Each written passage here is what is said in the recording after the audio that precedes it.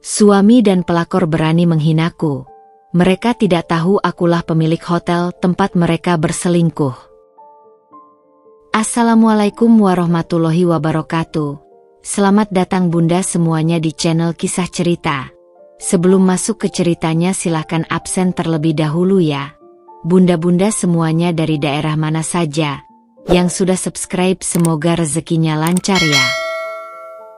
Sarah selalu mempercayai pepatah lama yang mengatakan bahwa ketenangan adalah kunci kebahagiaan.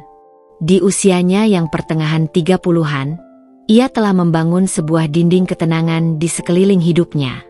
Dari luar, ia adalah gambaran istri yang ideal. Seorang wanita dengan penampilan sederhana namun terawat, senyum tipis yang jarang sekali benar-benar mencapai mata, dan rutinitas yang teratur bagai jarum jam. Ia mengurus rumah tangga mereka di sebuah hunian yang nyaman di salah satu area residensial yang tenang, memastikan semuanya berjalan lancar untuk suaminya, Ferdian. Ferdian, suaminya selama 8 tahun terakhir, adalah sosok yang kontras. Ia eksekutif muda yang sukses di sebuah perusahaan multinasional. Posturnya tegap, pembawaannya karismatik, dan senyumnya mudah memesona siapa saja. Sarah pertama kali jatuh cinta pada ambisi dan sorot mata penuh semangat di mata Ferdian, yang dulu terasa begitu tulus saat menatapnya.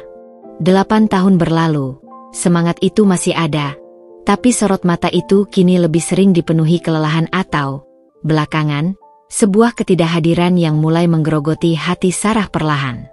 Pernikahan mereka, bagi pandangan dunia luar, baik-baik saja bahkan mungkin patut dicontoh.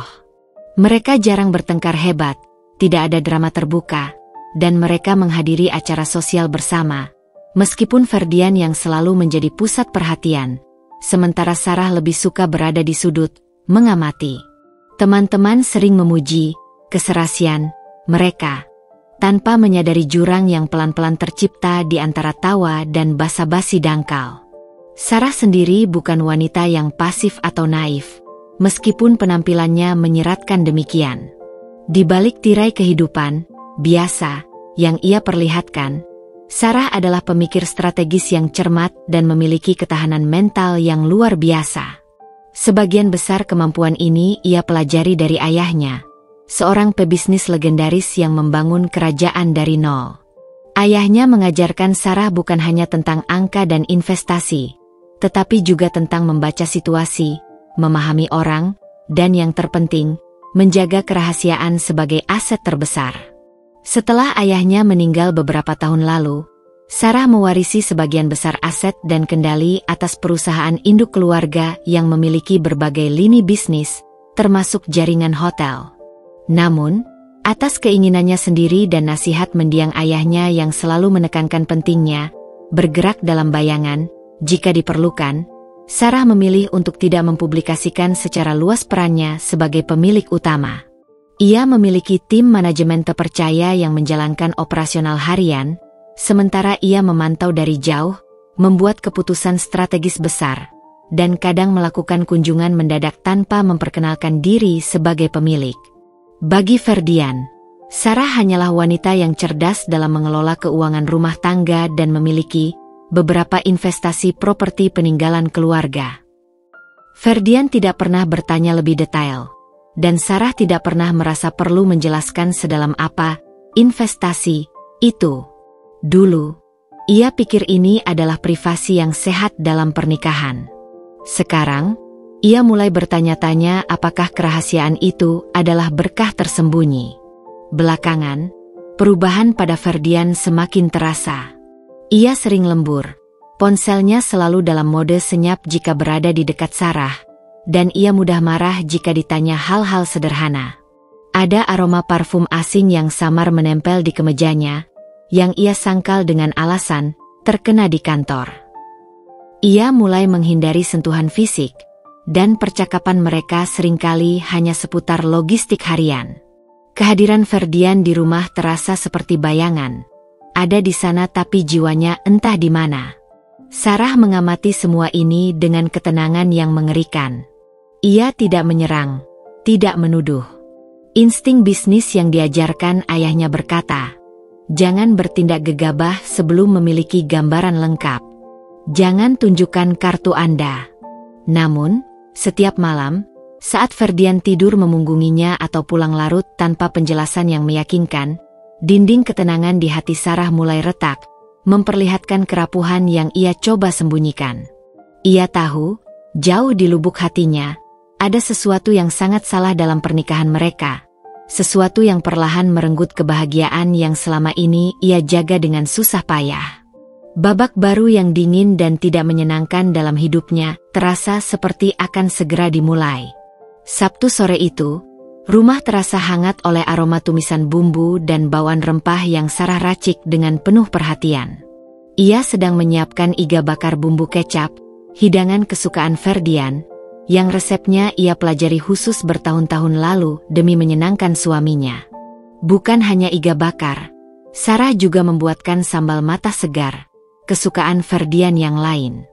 Ia menyiapkan meja makan kayu jati di ruang tengah, meletakkan taplak putih bersih, menata piring dan alat makan dengan rapi, dan menambahkan vas kecil berisi bunga sedap malam yang semerbak di tengah meja. Ia bahkan menyalakan 2 lilin aromaterapi dengan wangi sandalwood yang lembut, berharap suasana hangat dan akrab dapat menyelimuti mereka malam ini. Sarah mengenakan gaun midi berwarna krem yang nyaman dan sedikit berkelas, memoles wajahnya tipis, cukup untuk terlihat segar dan terawat. Sebuah usaha sederhana, namun di dalamnya terkandung harapan besar. Malam ini, mungkin mereka bisa kembali bicara, kembali merasa dekat seperti dulu. Pukul 7 malam, masakan sudah siap terhidang di meja. Iga bakar kecoklatan dengan sedikit gosong di pinggirannya terlihat menggugah selera.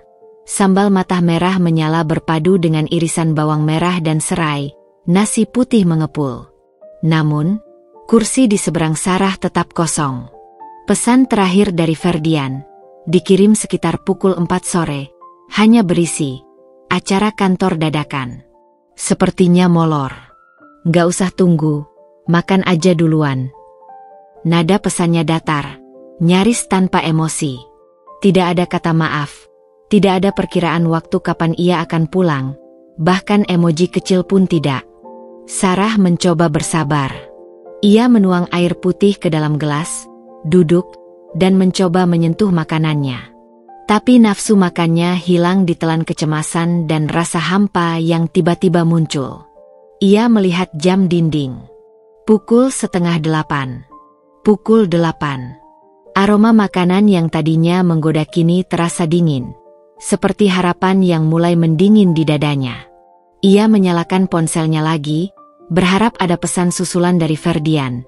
Setidaknya memberinya kabar bahwa ia baik-baik saja. Tapi layar ponsel tetap gelap. Hanya ada notifikasi tak penting dari grup pertemanan. Rasa dingin yang menjalar bukan hanya datang dari makanan yang mendingin, tetapi dari realisasi bahwa ini sudah terlalu sering terjadi. Acara dadakan, lembur, meeting di luar kota. Alasan-alasan itu terasa usang dan berlubang. Dulu, ia mungkin akan khawatir akan keselamatan Ferdian. Sekarang, ia lebih khawatir akan kemana perginya hati Ferdian. Dengan hati yang berat, Sarah berdiri. Ia mematikan lilin, mengemasi makanan yang tak tersentuh itu ke dalam wadah kedap udara, dan membersihkan meja. Setiap gerakan terasa mekanis, kontras dengan usaha penuh kasih sayang yang ia curahkan saat menyiapkan hidangan itu tadi. Ruang makan kembali sunyi, hanya menyisakan wangi sedap malam yang kini terasa melankolis. Sarah tidak langsung pergi tidur. Ia menuju ke bagian belakang rumah, ke ruangan yang ia sebut ruang kerja pribadi. Ruangan itu kontras sekali dengan dekorasi rumahnya yang hangat dan homey. Minimalis, fungsional, didominasi warna abu-abu dan hitam, dengan meja kerja ergonomis, beberapa monitor besar, dan server kecil yang berkedip-kedip lampu indikatornya. Inilah jantung, dunia rahasia, Sarah. Di ruangan ini, ia bukan lagi Sarah, istri yang merawat rumah tangga. Ia adalah S. Wibowo, nama samaran yang ia gunakan untuk urusan bisnis formal di luar lingkaran internal, pemilik jaringan hotel dan properti mewah Wibowo Group. Ia duduk di kursinya yang nyaman, menghidupkan sistem komputer yang terhubung melalui jaringan aman ke server pusat perusahaan induknya. Disinilah ia memonitor semua pergerakan bisnisnya. Laporan finansial, proyek renovasi, strategi pemasaran, hingga laporan operasional harian dari setiap unit bisnis, semuanya ada di ujung jarinya. Ayahnya selalu berkata, kekuatan informasi adalah kekayaan tak ternilai. Gunakan, tapi jangan pernah biarkan orang tahu seberapa banyak yang kau tahu. Malam itu, ia membuka laporan konsolidasi mingguan untuk semua hotel di bawah Wibowo Group. Matanya menyapu daftar nama properti dan angka-angka okupansi yang familiar. Ada Grand Emerald, resort di Bali yang terkenal, The Summit, hotel bisnis di Jakarta, The Boulevard, apartemen servis mewah, dan The Arcadia, sebuah hotel bintang 5 yang relatif baru, berlokasi di jantung kawasan bisnis dan hiburan kota. Hotel ini cepat sekali meraih reputasi sebagai tempat eksklusif untuk acara-acara privat dan pertemuan penting, dengan fasilitas bar dan restoran mewah yang ramai dikunjungi para eksekutif dan sosialita. Ferdian pernah beberapa kali menyebut nama hotel itu sebagai tempat ia menghadiri acara kantor atau bertemu klien. Sesuatu dalam penyebutan nama The Arcadia oleh Ferdian, digabungkan dengan ejekan Clara yang samar tentang tempat elegan, memicu alarm di benak Sarah. Ia mengklik nama The Arcadia, masuk lebih dalam ke laporan operasionalnya. Ia tidak mencari nama tertentu dalam daftar tamu umum, itu terlalu kasar dan berisiko. Sebagai pemilik, ia punya akses ke lapisan data yang lebih dalam, data yang tidak bisa dilihat oleh staf operasional biasa, data yang merekam pola, timing, dan mungkin detail-detail kecil yang terlewatkan orang lain. Ia mulai menelusuri data akses kartu elektronik ke area-area publik dan semi-publik hotel, memfilter berdasarkan waktu-waktu tertentu, misalnya jam kerja atau sore hari ketika Ferdian sering lembur. Ia juga bisa mengakses log penggunaan fasilitas seperti ruang pertemuan kecil, restoran, atau bar, serta data dari sistem keamanan, termasuk rekaman CCTV. Meskipun ia tahu menelusuri rekaman secara manual akan memakan waktu sangat lama dan melelahkan. Malam itu, ia hanya menanamkan perintah untuk memantau data aktivitas di beberapa area kunci di The Arcadia, mencari anomali yang mungkin terkait dengan jadwal Ferdian atau orang-orang yang sering berinteraksi dengannya. Saat ia sibuk dengan angka dan data di layar, pintu kamar utama terbuka. Ferdian masuk dengan langkah pelan. Sarah segera mematikan layar monitor utamanya, hanya menyisakan layar dengan tampilan data bisnis yang netral. Ferdian tidak menyadari keberadaan Sarah di ruang kerjanya. Ia berjalan melewati pintu ruang kerja itu tanpa melirik, menuju kamar tidur. Sarah mendengar suara air di kamar mandi, Ferdian sedang membersihkan diri. Ketika Ferdian akhirnya masuk ke kamar tidur, ia bergerak dalam senyap. Ia naik ke ranjang, membaringkan tubuhnya, dan seperti biasa, memunggunginya. Tidak ada percakapan, tidak ada pertanyaan tentang bagaimana hari Sarah, tidak ada ciuman selamat malam di dahi. Hanya keheningan yang tebal dan dingin, dipisahkan oleh jarak beberapa senti di ranjang yang terasa seperti jurang tak teratasi. Sarah masih berpura-pura tidur, dadanya terasa sesak. Bau parfum asing itu, malam ini terasa sedikit lebih kuat. Ia berbaring dalam kegelapan, pikirannya berputar. Ayahnya selalu berkata, jangan pernah meremehkan lawanmu, tapi yang lebih penting, jangan pernah meremehkan kemampuanmu sendiri. Sarah sadar, selama ini ia hanya melihat Ferdian dari sudut pandang seorang istri yang mencintai, yang berharap, yang kecewa. Sekarang, ia harus melihatnya dari sudut pandang yang lain. Sudut pandang seorang pebisnis yang sedang menghadapi potensi pengkhianatan besar dalam investasinya yang paling berharga. Pernikahannya, keputusan itu terbentuk dalam keheningan malam. Ia tidak akan menghadapi Ferdian berdasarkan kecurigaan semata. Itu emosional dan tidak efisien. Ia akan mengumpulkan bukti. Ia akan menggunakan semua sumber daya dan kemampuan yang ia miliki, Kemampuan yang tidak pernah Ferdian ketahui sepenuhnya. Ferdian mungkin mengira ia menikahi wanita biasa yang hanya pandai mengurus rumah. Ia akan segera mengetahui betapa salahnya penilaian itu. Sarah Wibowo, sang pemilik yang tak terlihat, akan mulai bergerak. Minggu pagi di rumah mereka terasa seperti genangan air yang tenang di permukaan, menyembunyikan arus deras di bawahnya. Sarah memasak sarapan seperti biasa, menyiapkan kopi hitam kesukaan Ferdian dan roti panggang. Ferdian sarapan sambil membaca koran digital di tabletnya, sesekali berkomentar singkat tentang berita atau rencana akhir pekannya yang, mendadak, ada undangan golf dari relasi bisnis. Sarah menanggapi dengan senyum tipis dan anggukan, seolah malam sebelumnya tidak terjadi keheningan yang memekakan telinga dan kekecewaan yang dalam. Ia memainkan perannya dengan sempurna, istri yang pengertian dan tidak menuntut. Ini adalah salah satu pelajaran terpenting dari ayahnya, jangan pernah menunjukkan kelemahanmu di hadapan orang lain, terutama saat kau sedang merencanakan langkah selanjutnya. Setelah Ferdian berangkat dengan mobilnya, Sarah membersihkan meja sarapan. Tangannya bekerja secara otomatis, sementara otaknya sudah aktif merencanakan. Ia tidak bisa menunggu lebih lama lagi. Kecurigaan yang menggerogoti harus segera dijawab dengan fakta. Dan fakta itu, ia yakin, ada di suatu tempat dalam sistem yang ia kendalikan. Sarah kembali ke ruang kerja pribadinya.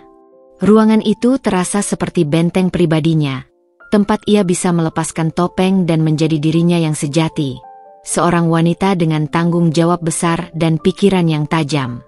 Ia duduk di depan monitor, membuka aplikasi komunikasi terenkripsi yang hanya digunakan untuk berinteraksi dengan lingkaran dalamnya di perusahaan. Ia mencari kontak bernama Pak Budi, operasional utama.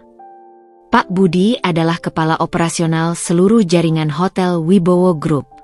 Ia adalah orang kepercayaan lama ayahnya, seseorang yang tahu persis siapa Sarah dan peran pentingnya. Meskipun di mata dunia luar Pak Budi hanya melapor kepada CEO yang ditunjuk, yang juga merupakan orang terpercaya keluarga. Pak Budi adalah sosok yang efisien, loyal, dan paling penting, sangat diskret.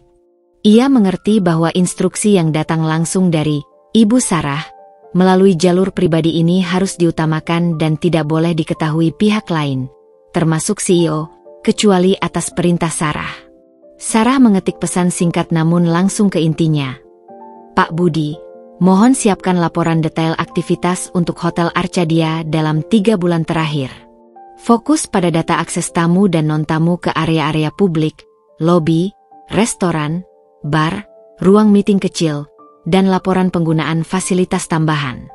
Juga, periksa pola reservasi kamar oleh tamu lokal, terutama yang last minute atau dengan instruksi khusus. Kirimkan ke jalur aman ini. Segera. Tidak sampai 5 menit, balasan datang. Siap, Bu Sarah. Akan saya proses dan kirimkan dalam beberapa jam setelah dikompilasi dari semua departemen terkait. Singkat, padat, tanpa pertanyaan. Itulah mengapa Sarah mempercayai Pak Budi. Ia memahami urgensi tanpa perlu penjelasan lebih lanjut. Sambil menunggu laporan dari Pak Budi, Sarah menghabiskan waktu dengan melakukan tugas-tugas rutin bisnisnya, mengesahkan proposal renovasi untuk hotel di Surabaya dan meninjau laporan pendapatan kuartal sebelumnya. Namun, sebagian pikirannya terus tertuju pada The Arcadia. Ia membayangkan lobi mewah hotel itu, bar yang ramai, restoran dengan pencahayaan temaram, tempat-tempat yang mungkin menjadi saksi bisu pengkhianatan yang dilakukan suaminya. Ironisnya, tempat itu adalah bagian dari warisan yang seharusnya juga dinikmati oleh keluarga mereka.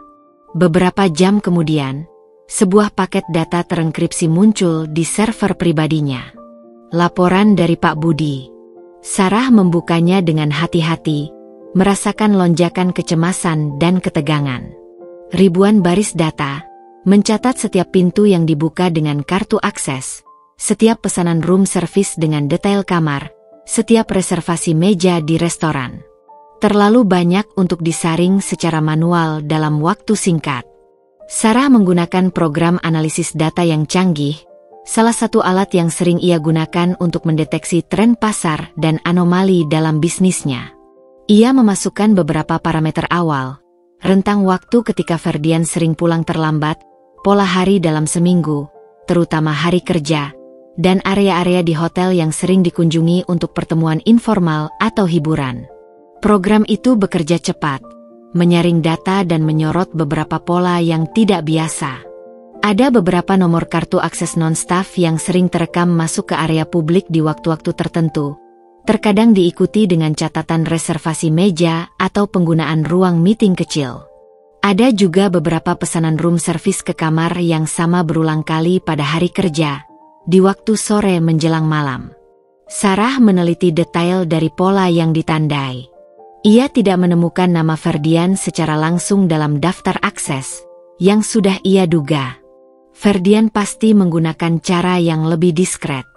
Namun, salah satu pola yang muncul adalah frekuensi akses kartu tertentu ke lantai eksekutif, diikuti dengan penggunaan fasilitas tertentu di sana, yang waktunya sangat sering bertepatan dengan jam-jam, lembur, atau acara kantor Ferdian.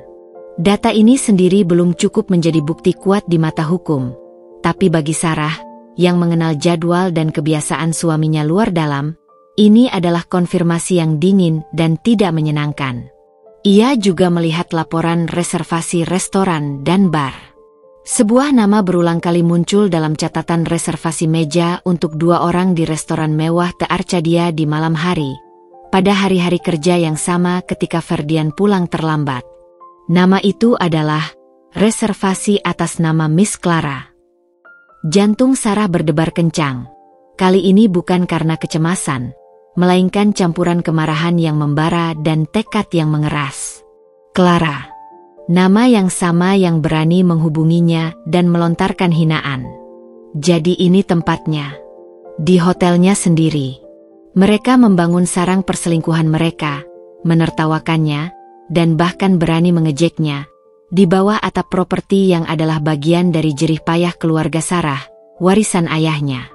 Senyum dingin muncul di bibir Sarah.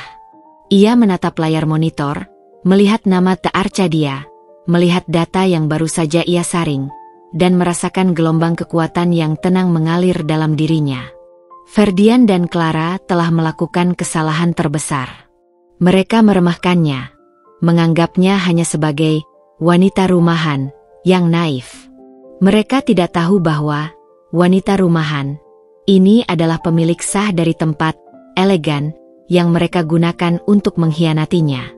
Pagi hari-hari berikutnya bagi Sarah terasa seperti berjalan di atas pecahan kaca. Permukaan kehidupannya tampak utuh. Ia masih bangun pagi, menyiapkan kebutuhan Ferdian, tersenyum dan mengangguk pada saat yang tepat. Namun, di dalam, setiap gerakan terasa menyakitkan, setiap hembusan napas terasa sesak.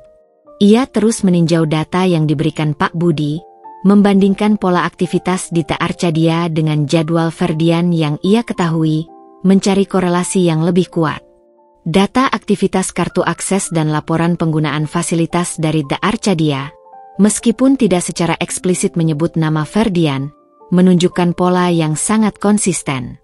Ada beberapa nomor kartu akses yang digunakan secara berulang di area-area tertentu, seperti lounge eksekutif atau koridor menuju suite tertentu, pada sore hingga malam hari, tepat pada saat Ferdian sering pulang terlambat dengan alasan lembur atau acara kantor. Pola ini seringkali diikuti oleh pesanan room service untuk 2 orang. Sarah memfokuskan analisanya pada 5 tanggal spesifik dalam 3 bulan terakhir. Tanggal-tanggal di mana Ferdian memiliki alasan yang paling samar, atau ketika Sarah merasa paling diabaikan. Ia kemudian mengirim pesan lanjutan kepada Pak Budi melalui jalur aman. Pak Budi, pada tanggal 1, tanggal 2, tanggal 3, tanggal 4, tanggal 5, antara pukul 17 hingga pukul 22, apakah ada laporan internal dari staf The Arcadia yang mencatat kehadiran atau interaksi spesifik terkait dengan seseorang yang memiliki ciri-ciri, deskripsi? Singkat Ferdian, tanpa nama lengkap, bersama seorang wanita bernama Clara? Mohon dicek dari laporan keamanan internal, log kunjungan tamu VVIP, jika ada catatan manual, atau laporan observasi staf concierge lobby yang sangat terpercaya. Jaga kerahasiaan ini dengan ketat. Permintaan ini sedikit lebih sensitif, membutuhkan Pak Budi untuk mengerahkan jaringannya di Arcadia secara lebih spesifik. Sarah tahu ini berisiko, tapi ia membutuhkan konfirmasi yang lebih kuat dari sekadar pola data. Hanya perlu waktu sekitar 1 jam sebelum balasan dari Pak Budi tiba. Balasan kali ini lebih panjang dari biasanya, dan isinya membuat darah Sarah terasa membeku di pembuluh darahnya. Bu Sarah, saya telah mengkonfirmasi langsung melalui beberapa staf kunci di Arcadia yang memiliki diskretion tinggi dan catatan observasi informal. Pada tanggal 1, staf concierge mencatat Mr. Ferdian. Pak Budi menyebut nama lengkap Ferdian, yang dikenal dari beberapa kunjungan sebelumnya dengan relasi bisnis, terlihat memasuki area lounge eksekutif sekitar pukul 18.30 bersama seorang wanita, diidentifikasi oleh staf di sana sebagai Miss Clara. Pada tanggal 2, laporan dari staf restoran Ambrosia mencatat Mr. Ferdian dan Miss Clara makan malam bersama di meja dekat jendela, memesan, menyebutkan detail pesanan makanan dan minuman. Pada tanggal 3, laporan dari staf keamanan mencatat Mr. Ferdian dan Miss Clara terlihat meninggalkan lift yang mengarah ke lantai, menyebutkan nomor lantai yang berkorelasi dengan pola akses kartu sebelumnya, sekitar pukul 21. Pola serupa dikonfirmasi untuk tanggal 4, dan tanggal 5, dengan kehadiran mereka di bar atau area lounge. Staf mengkonfirmasi bahwa interaksi mereka terlihat dekat. Detail lebih lanjut mungkin bisa didapat dari log spesifik kamar jika ibu menghendaki, tapi dari observasi staf, ini sudah cukup jelas. Mata Sarah membaca setiap kata dalam pesan itu. Ferdian, Clara, Arcadia, tanggal-tanggal yang ia curigai, area-area hotel yang ia lihat dalam data. Semuanya terhubung. Potongan puzzle yang ia kumpulkan dari keheningan Ferdian, aroma parfum asing, data aktivitas hotel, dan sekarang, konfirmasi langsung dari staf terpercaya, membentuk gambaran yang mengerikan namun tak terbantahkan. Suaminya berselingkuh, dan ia melakukannya berulang kali, di salah satu hotel miliknya sendiri. Ponsel di tangan Sarah terasa berat. Ia bersandar di kursinya, menghela napas panjang yang terasa bergetar. Tidak ada air mata yang mengalir. Perasaan yang mendominasi bukan kesedihan yang mendalam, melainkan rasa jijik yang dingin dan kemarahan yang terkendali. Ferdian, pria yang ia cintai, yang ia percayai, yang bersumpah untuk setia di hadapan Tuhan dan saksi. Ia bukan hanya mengkhianati pernikahan mereka, tetapi juga meremehkan dirinya, bersembunyi di tempat yang ironisnya berada dalam kendalinya. Dan Clara, wanita yang dengan sengaja menghubunginya, melontarkan kata-kata hinaan dengan angkuh. Ia tidak hanya mengambil suaminya, tetapi juga berani menginjak-injak harga diri Sarah, mungkin merasa aman karena Sarah tampak lemah dan tidak tahu apa-apa. Terlebih lagi, mereka berselingkuh di tempat yang mereka anggap netral dan aman, tidak menyadari siapa pemilik sebenarnya. Konfirmasi ini adalah titik pemicu yang sesungguhnya. Tirai yang menutupi kebenaran telah tersingkap sepenuhnya. Sarah tidak lagi berada dalam area abu-abu kecurigaan. Ia sekarang memiliki fakta. Dan fakta-fakta ini menuntut sebuah respon. Bukan respon yang emosional atau destruktif semata. Respon yang strategis. Respon yang menunjukkan kepada Ferdian dan Clara betapa besar kesalahan mereka dalam menilai dirinya, dan betapa pedihnya harga yang harus mereka bayar karena berani bermain di rumahnya sendiri. Ia menarik napas dalam-dalam, menenangkan detak jantungnya yang masih kencang. Rasa sakit karena dikhianati itu nyata, menusuk.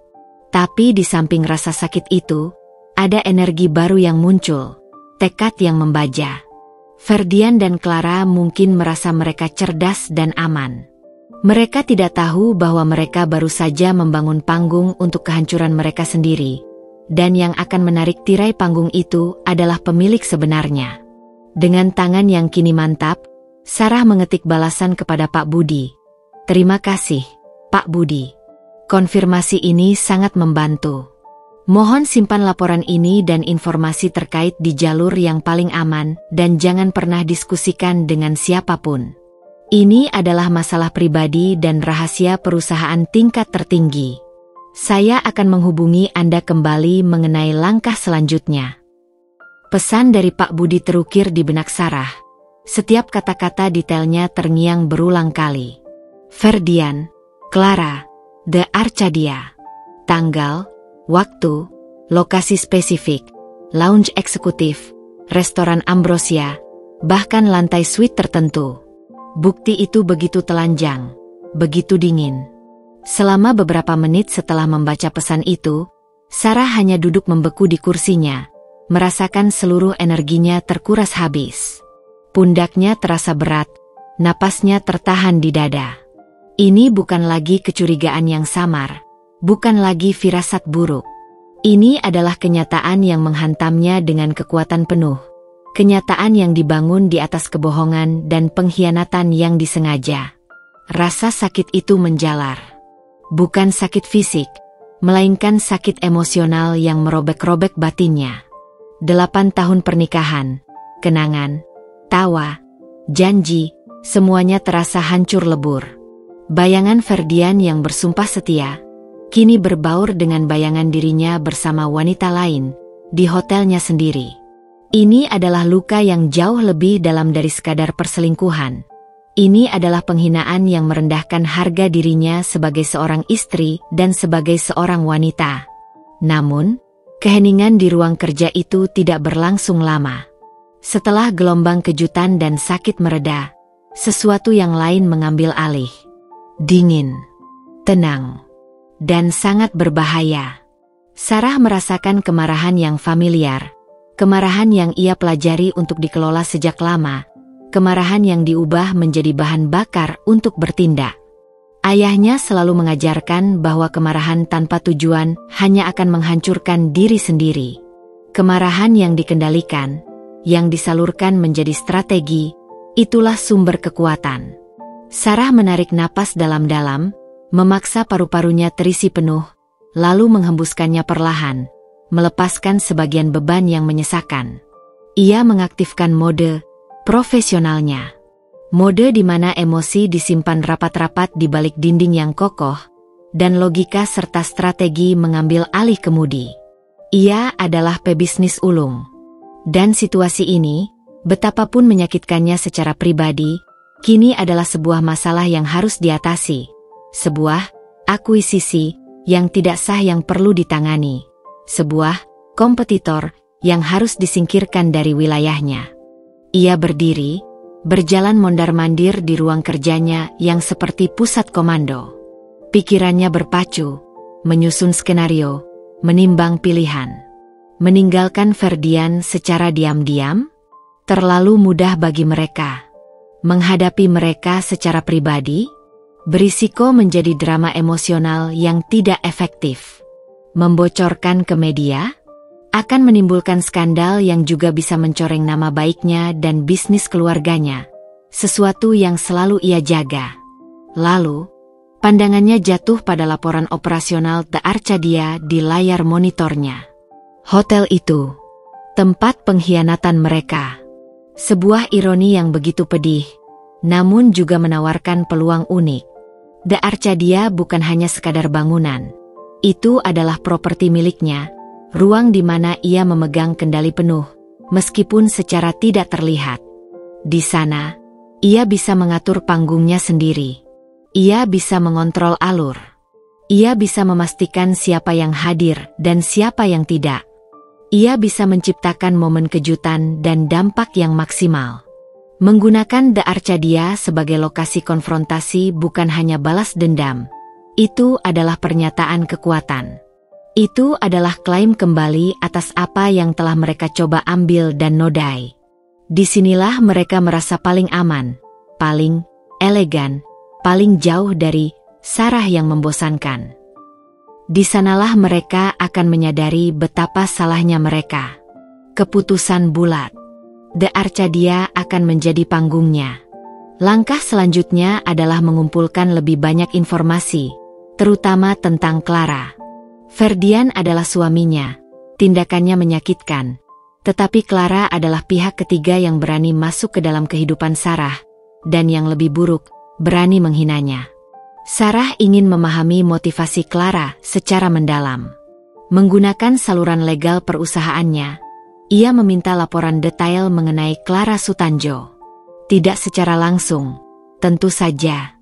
Ia mengirim memo kepada kepala divisi legal untuk menyiapkan profil lengkap tentang individu dan perusahaan yang menunjukkan pola interaksi berulang dengan properti Wibowo Group dalam konteks non-bisnis formal, untuk tujuan audit keamanan dan identifikasi risiko reputasi.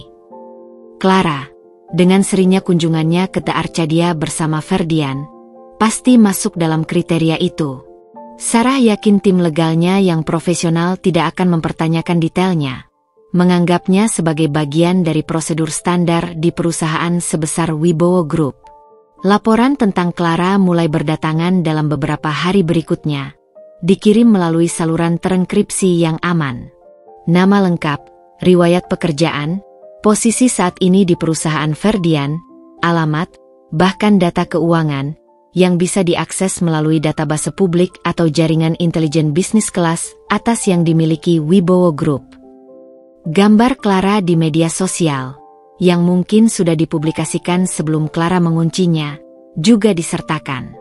Melihat foto Clara, wanita ramping dengan senyum percaya diri, selalu berpakaian modis, berpose di berbagai tempat mewah, beberapa di antaranya Sarah kenali sebagai bagian dari hotel atau properti miliknya yang lain, menambah lapisan rasa sakit. Laporan detailnya lebih mengungkap. Clara berasal dari keluarga yang tidak kaya, berjuang untuk membiayai pendidikannya. Ia cerdas dan ambisius, naik pangkat dengan cepat. Namun, ada catatan kecil mengenai gaya hidupnya yang seringkali tampak melebihi penghasilannya. Ada rumor di kalangan profesional mengenai kedekatannya dengan beberapa pria berkuasa atau kaya demi kemajuan karir atau keuntungan finansial. Clara jelas bukan wanita yang hanya jatuh cinta pada Ferdian. Ia adalah seorang oportunis. Informasi ini tidak membuat Sarah merasa lebih baik tentang perselingkuhan itu sendiri, tetapi memberikan konteks tentang lawannya. Clara adalah pemain, dan ia bermain untuk keuntungan. Di rumah, kehadiran Ferdian terasa semakin menyesakan. Sarah mengamati setiap gerakannya dengan tatapan baru, mata yang tidak lagi diburamkan oleh cinta atau harapan, tetapi oleh fakta yang dingin. Suatu malam, Ferdian pulang terlambat lagi, baunya samar-samar parfum Clara, meskipun ia sudah mencoba menutupinya. Ia masuk ke kamar, terlihat lelah, dan mengeluh tentang beratnya beban kerja. "Hari ini benar-benar gila, sayang," katanya. Suaranya terdengar dipaksakan ceria. "Meeting maraton sampai malam." Sarah hanya tersenyum kecil. "Oh ya? Di mana meetingnya?" tanyanya dengan nada datar. Matanya menatap lurus ke arah Ferdian. Ferdian tampak sedikit terkejut dengan pertanyaan spesifik itu. Di luar. Di kantor cabang baru," jawabnya gagap, menghindari tatapan Sarah. Sarah tidak menanggapi, hanya mengangguk pelan. Di benaknya, ia membandingkan kebohongan itu dengan laporan Pak Budi dan data The Arcadia. Di hari itu, Ferdian dan Clara menghabiskan waktu dari sore hingga malam di lounge eksekutif The Arcadia. Kebohongan Ferdian terasa begitu transparan, begitu menghina. Dan ia melakukannya dengan begitu mudah. Melihat betapa mudahnya Ferdian berbohong, betapa ia meremehkan kecerdasan Sarah, semakin memperkuat tekad Sarah. Ini bukan hanya tentang menghukum mereka. Ini tentang membangun kembali martabatnya yang telah mereka injak-injak. Ini tentang menunjukkan kepada Ferdian dan Clara bahwa wanita rumahan yang mereka remehkan ini memiliki kekuatan yang jauh melampaui imajinasi mereka. Sarah mulai merancang garis besar rencananya.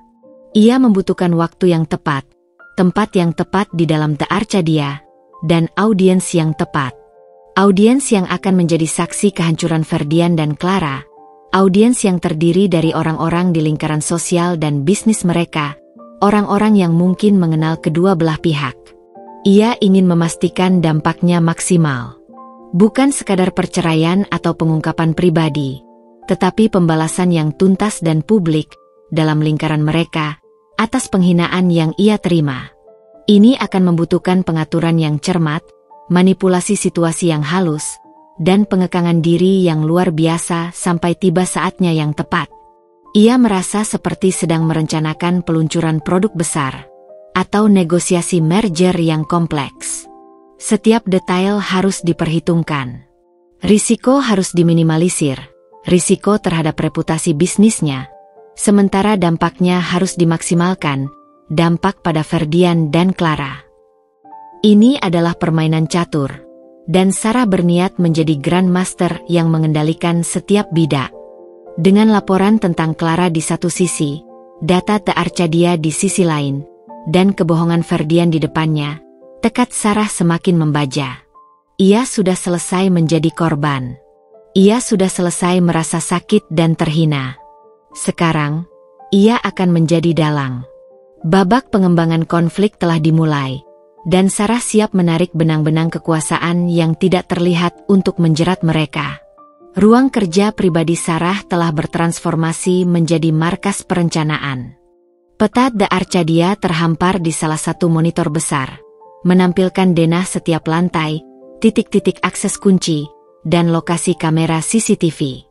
Di monitor lain, terbentang kalender digital dengan tanggal-tanggal yang ditandai. Sarah bekerja dengan ketenangan yang mengerikan. Otaknya berfungsi layaknya superkomputer yang memproses data, menghitung probabilitas, dan merancang setiap langkah dengan presisi tinggi. Ia telah menetapkan 3 elemen kunci untuk rencananya: waktu, tempat, dan audiens. Waktu harus pada saat yang memungkinkan Ferdian dan Clara berada di sana, idealnya pada hari kerja sore atau malam, saat mereka paling sering melakukan pertemuan rahasia mereka. Juga, waktu yang memungkinkan, audiens, target Sarah untuk hadir. Tempat, lobi utama The Arcadia. Mengapa lobi? Karena ini adalah area yang paling publik, sering dilalui tamu, dan memiliki aura kemewahan yang kental. Ini juga tempat pertama dan terakhir yang mereka lihat saat masuk dan keluar. Tempat mereka merasa anonim di tengah keramaian. Di lobi, Sarah bisa memastikan mereka tidak bisa lari dengan mudah, dan eksposur akan maksimal.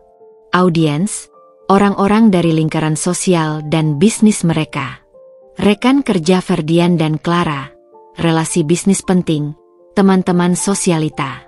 Orang-orang yang mengenal Ferdian dan Sarah sebagai pasangan ideal, dan mungkin mengenal Clara sebagai rekan kerja, Ferdian atau sekadar sosialita ambisius. Kehadiran mereka akan melipat gandakan dampak penghinaan bagi Ferdian dan Clara. Memilih tanggal membutuhkan perencanaan logistik yang cermat. Sarah memeriksa jadwal acara-acara bisnis yang signifikan di kota yang mungkin menarik kehadiran relasi-relasi penting Ferdian. Ia juga menelusuri jadwal acara yang sering dihadiri Clara. Informasi ini ia dapatkan dari penelitian latar belakang Clara dan pemantauan media sosialnya yang publik sebelum dikunci. Ia membutuhkan hari di mana banyak orang yang mereka kenal kemungkinan besar berada di sekitar pusat kota, atau bahkan sengaja datang ke The Arcadia untuk urusan lain. Akhirnya, sebuah tanggal di 2 minggu ke depan, yang bertepatan dengan sebuah pameran bisnis besar di gedung sebelah The Arcadia dan acara peluncuran produk di salah satu ruang function hotel, terpilih. Setelah tanggal ditetapkan, Sarah menghubungi Pak Budi lagi. Kali ini, instruksinya lebih rinci. Pak Budi, pada tanggal yang dipilih, saya ingin Anda memastikan beberapa hal di The Arcadia, terutama pada sore hari antara pukul 17 hingga pukul 19. Pertama, saya butuh lobi utama terlihat hidup. Tidak terlalu ramai hingga sesak, tapi cukup banyak orang berlalu lalang. Jika perlu, atur jadwal check-in grup atau check-out beberapa tamu VIP agar terjadi di sekitar waktu itu. Kedua, pastikan area duduk di lobi dan bar terlihat rapi dan tersedia, tapi tidak kosong. Ketiga, saya butuh staf concierge dan keamanan di lobi adalah personel kita yang paling terpercaya dan terlatih dalam observasi tanpa menarik perhatian. Keempat, jika ada reservasi atas nama Emer Ferdian, menyebut nama lengkap, atau Miss Clara Sutanjo untuk sore itu di restoran, bar, atau ruang meeting kecil, jangan batalkan atau ubah, tapi segera laporkan detailnya pada saya. Pak Budi menerima instruksi itu tanpa banyak bertanya, hanya mengulangi detailnya untuk konfirmasi. Siap, Bu Sarah. Semua akan diatur sesuai arahan Ibu. Adakah hal spesifik lain yang perlu diamati? Sarah berpikir sejenak. Ya, pada jam-jam itu, jika Emer Ferdian atau Miss Clara terlihat, pastikan ada staf yang secara diskret mencatat kehadiran mereka dan lokasi terakhir mereka terlihat di lobi. Dan satu hal lagi, pastikan sistem CCTV di lobi dan area sekitarnya berfungsi sempurna dan rekamannya diamankan dengan sangat baik. Dimengerti, Bu Sarah. Rekaman CCTV selalu kami amankan, tapi akan saya beri perhatian ekstra untuk tanggal dan jam tersebut, balas Pak Budi. Loyalitas dan profesionalismenya adalah aset tak ternilai bagi Sarah saat ini. Ia tahu ia bisa mengandalkan Pak Budi untuk menjalankan semua instruksi tanpa celah dan tanpa membocorkan informasi apapun. Sementara persiapan teknis di belakang layar berjalan, Sarah harus terus memainkan perannya di rumah. Ini adalah bagian yang paling menguras energi. Setiap interaksi dengan Ferdian terasa seperti adegan dalam sandiwara yang buruk. Ferdian, yang tidak menyadari apapun, kadang mencoba bersikap normal, kadang kembali ke mode dingin dan sibuknya. Suatu sore, Ferdian membawa pulang tumpukan berkas dari kantor. Saat ia duduk di ruang kerja rumahnya, bukan ruang kerja rahasia Sarah melihat sebuah kartu akses hotel terselip di antara berkasnya. Kartu akses The Arcadia. Sarah mengenali desainnya dengan jelas. Tangan Sarah terasa dingin saat ia menyentuh kartu itu, pura-pura merapikan meja Ferdian. "Oh, ini kartu apa?" tanya Sarah santai, berusaha agar suaranya terdengar ingin tahu tapi tidak curiga. Ferdian menoleh, sedikit terkejut melihat Sarah memegang kartu itu. Ia buru-buru mengambilnya. "Ah, itu kartu akses sementara. Untuk acara kemarin di sana. Masuk area terbatas. Lupa belum dikembalikan," jawab Ferdian, nadanya sedikit terlalu cepat. "Oh, iya? Acara apa?" tanya Sarah lagi, matanya menatap Ferdian dengan tenang. Ferdian terdiam sejenak. Acara relasi bisnis." "Penting," jawabnya singkat, memasukkan kartu itu ke dalam dompetnya dengan gerakan agak terburu-buru. Sarah mengangguk. "Pasti seru ya di sana? Tempatnya kan elegan." Kata elegan itu meluncur dari bibir Sarah dengan sedikit penekanan yang hanya ia sendiri yang tahu artinya. Ferdian tidak menyadari sindiran halus itu.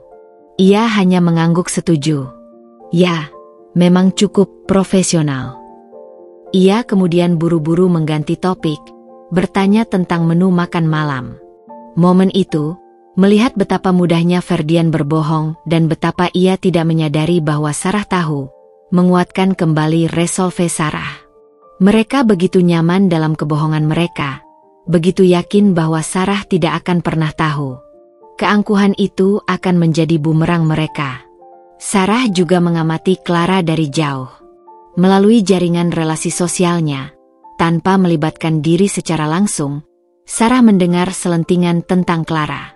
Tentang betapa ambisiusnya dia, betapa ia menempel pada eksekutif-eksekutif berpengaruh, dan betapa ia secara terbuka menyatakan keinginannya untuk naik kelas dalam status sosial. Citra Clara yang angkuh dan materialistis semakin terbentuk di benak Sarah, menambah lapisan kebencian yang dingin terhadap wanita itu. Rencana Sarah terus berkembang dalam detailnya. Ia memikirkan skenario bagaimana membuat Ferdian dan Clara berada di lobi The Arcadia pada waktu yang tepat. Mungkin melalui undangan palsu untuk sebuah acara penting yang diadakan di hotel, atau dengan memanipulasi jadwal mereka melalui koneksi di perusahaan mereka, jika memungkinkan. Atau sekadar mengandalkan kebiasaan mereka bertemu di sana. Detail spesifik mengenai cara menarik mereka ke lokasi akan dirancang dengan cermat di bab-bab berikutnya. Untuk saat ini, roda telah mulai berputar. Instruksi kepada Pak Budi telah diberikan. Tanggal dan lokasi telah ditetapkan. Sarah merasa seperti sedang menyiapkan panggung teater yang megah untuk sebuah drama yang akan segera mencapai klimaksnya. Ferdian dan Clara mungkin sedang menjalani hari-hari mereka dengan tenang, tidak menyadari bahwa setiap langkah mereka, setiap kebohongan yang mereka ucapkan, setiap pertemuan rahasia mereka di The Arcadia, sedang menarik mereka lebih dekat ke panggung yang telah disiapkan oleh wanita yang mereka remehkan. 2 minggu terasa seperti setahun bagi Sarah. Setiap hari dihabiskan dengan menyeimbangkan peran sebagai istri yang tenang dan pebisnis ulung yang merancang perangkap. Di ruang kerjanya yang steril, ia merentangkan denah The Arcadia di monitor sentuh raksasa. Jari-jarinya yang lentik bergerak lincah, memperbesar area lobi, menandai titik-titik strategis. Tantangan terbesarnya bukanlah memastikan mereka datang ke The Arcadia. Clara dan Ferdian sudah menjadikan hotel itu sarang mereka. Tantangannya adalah membuat mereka datang ke lobi pada waktu spesifik yang ia inginkan, pukul 17, 15, 17, 45, dan menunggu di sana, tepat di titik yang paling strategis untuk pengungkapan.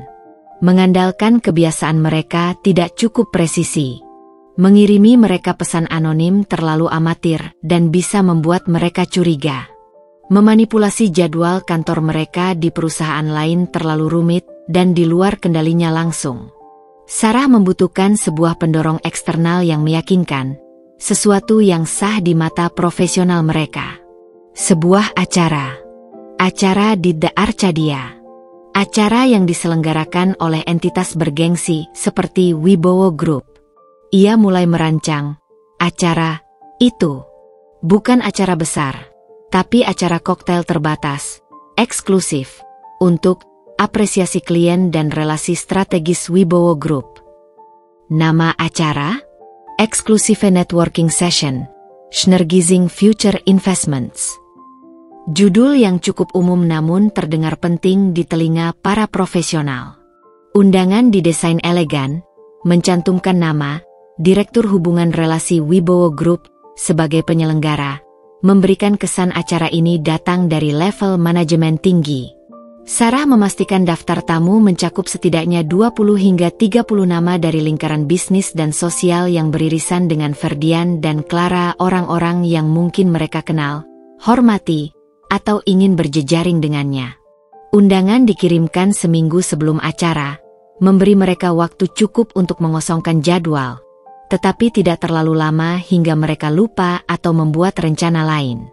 Bagian paling krusial adalah memastikan Ferdian dan Clara tidak langsung naik ke ruang acara, tetapi berhenti di lobi. Sarah memanggil Pak Budi melalui saluran aman, menjelaskan skenario yang ia inginkan. Pak Budi, untuk acara di mezanin, saya butuh sebuah masalah kecil yang sangat meyakinkan terjadi di lokasi pendaftaran di lantai atas, sesaat sebelum mereka tiba. Misalnya, sistem registrasi offline sementara down, atau ada tamu sangat penting yang baru saja tiba di lobi dan harus disambut dulu oleh perwakilan panitia. Dan Emer Ferdian serta Miss Clara diminta menunggu sebentar di lobi karena panitia sedang sibuk di atas atau menyambut tamu penting di bawah. Alasan apapun yang halus, yang mengharuskan mereka menunggu di lobi selama sekitar 30 menit.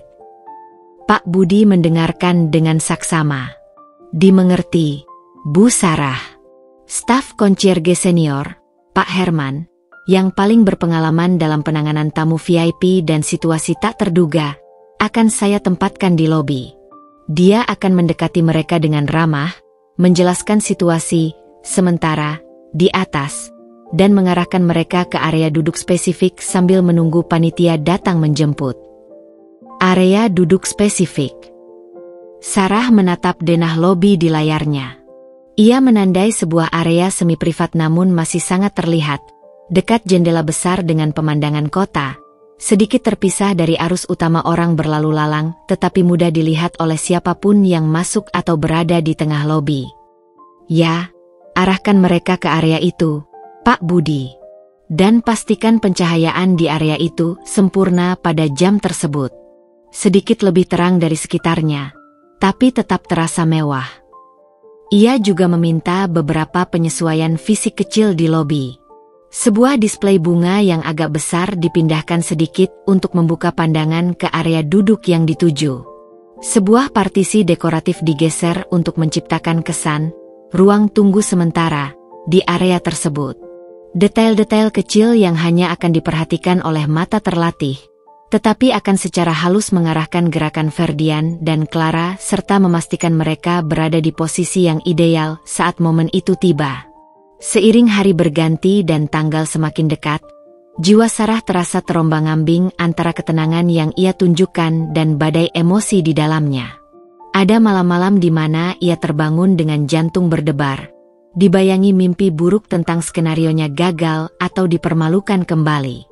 Rasa sakit akibat kebohongan Ferdian dan keangkuhan Clara kadang terasa begitu nyata hingga sulit bernapas. Namun, setiap kali keraguan datang, ia akan kembali ke ruang kerjanya, melihat data konfirmasi, membaca ulang laporan tentang Clara, dan terutama, mengingat suara Clara di telepon yang mengejeknya. Hinaan itu adalah jangkar bagi tekadnya. Ia tidak melakukan ini hanya untuk balas dendam. Ia melakukannya untuk merebut kembali martabatnya, untuk menunjukkan bahwa ia tidak akan dihancurkan oleh pengkhianatan mereka. Ia menghabiskan waktu memilih apa yang akan ia kenakan. Bukan soal fashion semata, ini soal pernyataan. Bukan gaun ibu rumah tangga yang polos, bukan pula gaun pesta yang berlebihan. Ia memilih setelan blazer dan celana panjang berwarna charcoal yang dipesan khusus, potongannya tajam, bahan berkualitas tinggi. Dipadukan dengan blus sutra berwarna krem dan perhiasan berlian minimalis, anting stud kecil dan jam tangan klasik. Tatanan rambut dicepol rapi, makeup minimalis namun menonjolkan matanya yang tajam.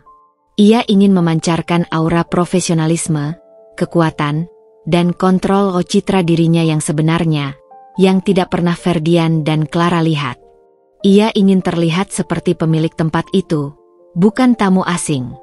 2 hari sebelum hari H, Sarah kembali mendengar Ferdian berbicara di telepon di ruang kerja rumahnya. Suaranya terdengar ceria. Ya, undangan Wibowo Group. Di Arcadia. Tanggalnya lusa, jam 5:30 sore. Nanti kita ketemu di lobi saja ya. Baru naik bareng ke acara. Oke. Sampai ketemu lusa. Senyum sinis muncul di bibir Sarah. Mereka telah menerima umpan, mendiskusikan detailnya dengan begitu santai, begitu yakin pada rencana mereka sendiri untuk bertemu di tempat aman itu. Setelah menutup telepon, Ferdian berjalan keluar dari ruang kerjanya, melihat Sarah di ruang tengah. Sibuk, sayang? Tanyanya sambil lalu. Sedikit. Jawab Sarah, suaranya tenang. Oke. Aku mau ambil minum di bawah, kata Ferdian, lalu berjalan pergi tanpa bertanya lebih lanjut tentang hari Sarah atau bahkan menyadari ekspresi di matanya. Momen itu, betapa cepatnya Ferdian beralih dari merencanakan pertemuan rahasianya dengan Clara menjadi mengabaikan Sarah, menusuk hati Sarah, tetapi juga mengerasakan tekadnya. Ia melihat Ferdian bukan lagi sebagai suami yang ia cintai, tetapi sebagai bidak yang bergerak sesuai rencananya, buta terhadap perangkap di depannya. Dan Clara, dengan ambisinya, pasti melihat acara ini sebagai kesempatan networking yang penting, tidak menyadari bahwa ini adalah acara networking yang dirancang khusus untuk mengungkap kebenarannya sendiri di hadapan orang banyak. Matahari belum sepenuhnya terbit, namun Sarah sudah terjaga. Bukan oleh suara alarm, melainkan oleh lonjakan adrenalin yang terasa menggelitik di bawah kulitnya.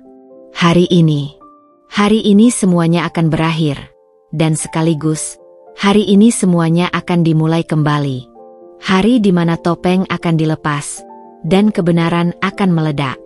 Ia menjalani rutinitas pagi seperti biasa, menyiapkan sarapan, merapikan rumah, tetapi setiap gerakan terasa disengaja, setiap detail terasa penting. Ia mengoleskan selai pada roti panggang dengan presisi yang tidak wajar, menuang kopi dengan tangan yang mantap. Di permukaan, ia adalah Sarah yang tenang. Di dalam, ia adalah badai yang terkendali. Saat sarapan, Ferdian sesekali melirik jam tangannya. Senyum kecil terlukis di bibirnya. Acara nanti sore di Arcadia sepertinya akan menarik. Komentarnya santai, menyesap kopi. Beberapa nama besar dari industri kita akan hadir. Wibowo Group kalau bikin acara memang selalu top. Sarah hanya tersenyum tipis.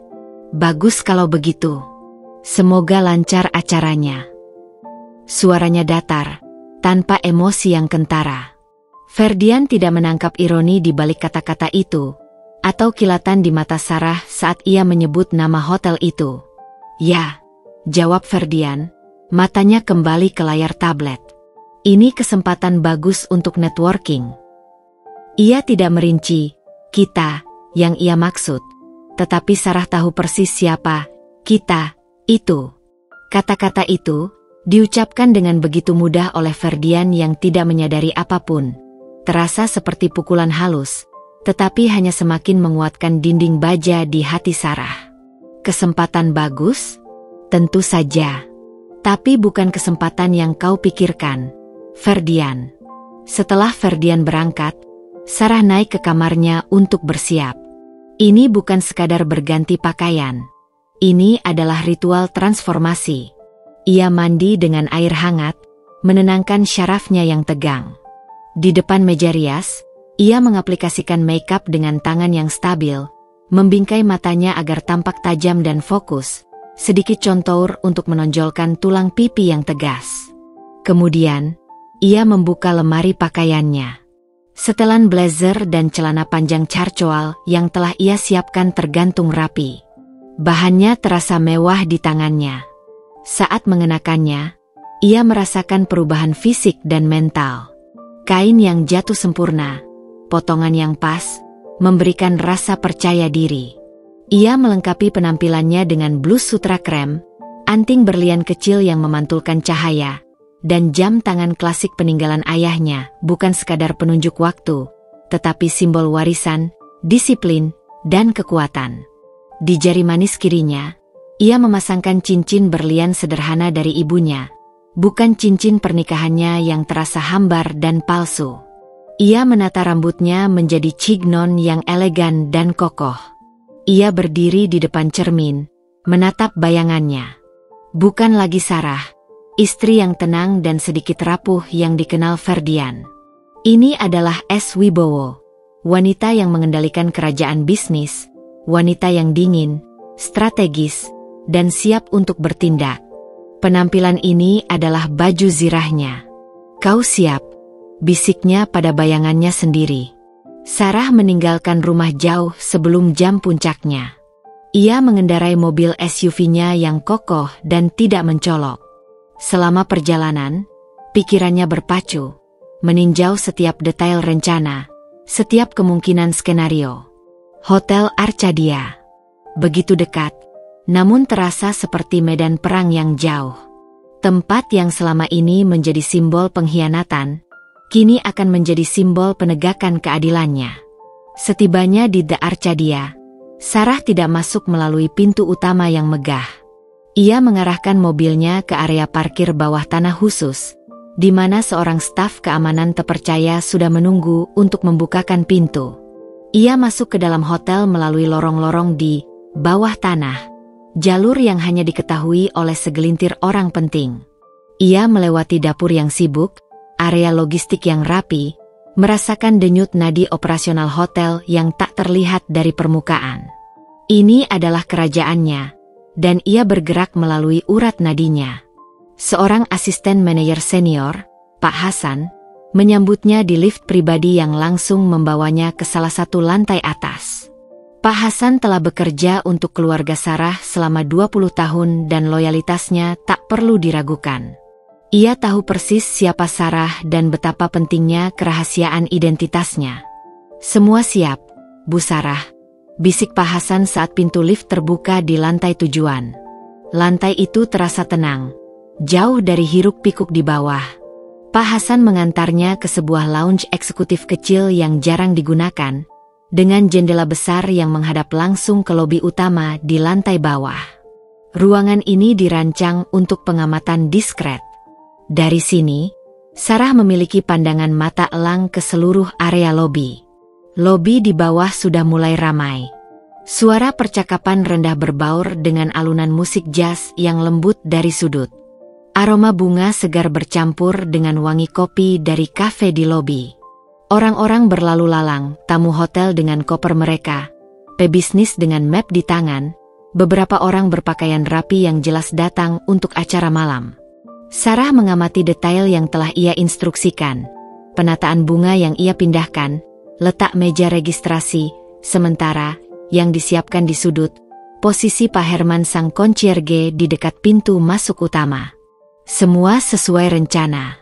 Pak Hasan memberikan tablet kecil kepada Sarah. "Ini terhubung ke beberapa feed CCTV lobby, Bu. Untuk sudut yang mungkin terhalang dari sini," jelasnya. Sarah mengangguk. Kontrol penuh.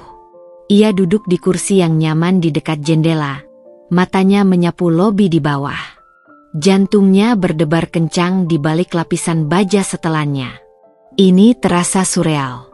Begitu banyak kekuatan di tangannya, kerajaan bisnis, kontrol atas properti ini. Informasi yang menghancurkan, namun ia merasa rentan menghadapi pengkhianatan pribadi yang begitu dangkal dan picik. Kontras itu sangat tajam. Miliaran rupiah kekayaan keluarganya berbanding lurus dengan harga diri yang diinjak-injak oleh kebohongan Ferdian dan keserakahan Clara. Waktu terus berjalan. Pukul 17.10, pukul 17.15. Aliran orang masuk ke lobi semakin padat. Sarah memfokuskan pandangannya ke pintu masuk utama, di mana Pak Herman berdiri dengan senyum ramah siap menyambut tamu. Tangannya terkepal longgar di pangkuannya. Ia merasakan sedikit keringat dingin di telapak tangannya. Ia menarik napas dalam, menghembuskannya perlahan. Ingat kata-kata Clara. Ingat kebohongan Ferdian. Ini bukan hanya tentang mereka. Ini tentang dirinya. Pukul 17.25 pintu otomatis di pintu masuk utama terbuka lagi. Seorang pria dan seorang wanita melangkah masuk, berbicara dan tertawa ringan, tampak nyaman dan percaya diri.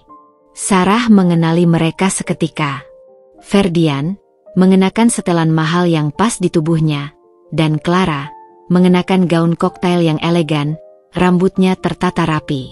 Mereka terlihat seperti pasangan yang serasi, berjalan memasuki tempat elegan favorit mereka, tidak menyadari bahwa mereka baru saja melangkah ke dalam sarang laba-laba yang jaringnya ditenun oleh wanita yang mereka remehkan. Sarah menegakkan punggungnya, matanya terpaku pada dua figur di bawah. Momen itu semakin dekat. Sangat, sangat dekat. Dari ketinggian yang tenang di lounge observasi, Sarah mengamati pintu putar besar di lobi utama The Arcadia. Lampu kristal di langit-langit memancarkan kilauan hangat di atas lantai marmer yang dipoles. Pukul 17.27. Tidak lama kemudian, pintu itu berputar, dan dua sosok yang sangat familiar melangkah masuk, membawa aura kepercayaan diri dan kenyamanan. Ferdian, dalam balutan setelan jas yang pas dan mahal, tersenyum lebar pada Clara yang bergelayut manja di lengan kirinya. Clara, dengan gaun koktail berwarna permata dan rambut tertata sempurna, tampak riang dan puas. Mereka berbicara dan tertawa ringan, tawa yang sayangnya terlalu samar untuk didengar Sarah dari posisinya, tetapi gestur dan ekspresi wajah mereka sudah cukup berbicara. Mereka tampak santai, seolah lobi mewah ini adalah ruang tamu pribadi mereka, tempat mereka bisa leluasa menunjukkan kedekatan tanpa takut dihakimi. Mereka benar-benar terlihat seperti pasangan. Di hotel milik istri sah Ferdian, rasa perih itu kembali, tetapi lebih cepat ditaklukkan oleh api amarah dan tekad. Saat mereka melangkah lebih jauh, langkah mereka disambut oleh Pak Herman, konsierge senior yang Sarah tugaskan. Pak Herman tampak sempurna dalam seragamnya, posturnya tegap, senyumnya ramah, dan matanya memancarkan profesionalisme yang tenang. Ia mendekati Ferdian dan Clara dengan gestur menyambut yang sopan. "Selamat sore, Bapak, Ibu. Selamat datang kembali di Arcadia," sapa Pak Herman. Suaranya terdengar hangat dan ramah, seolah ia memang mengenal baik pasangan itu, yang mana memang benar, meskipun dari konteks yang berbeda. "Apakah Anda berdua datang untuk acara Schnurgizing Future Investments di lantai mezzanine?" Ferdian melepaskan lengan Clara sejenak untuk merapikan dasinya. "Ya, benar. Ferdian dan Clara Sutanjo," jawabnya, nadanya sedikit bangga. "Baik, Bapak Ferdian, Ibu Clara," kata Pak Herman, sama sekali tidak menunjukkan ada yang aneh. "Mohon maaf atas sedikit kendala di atas.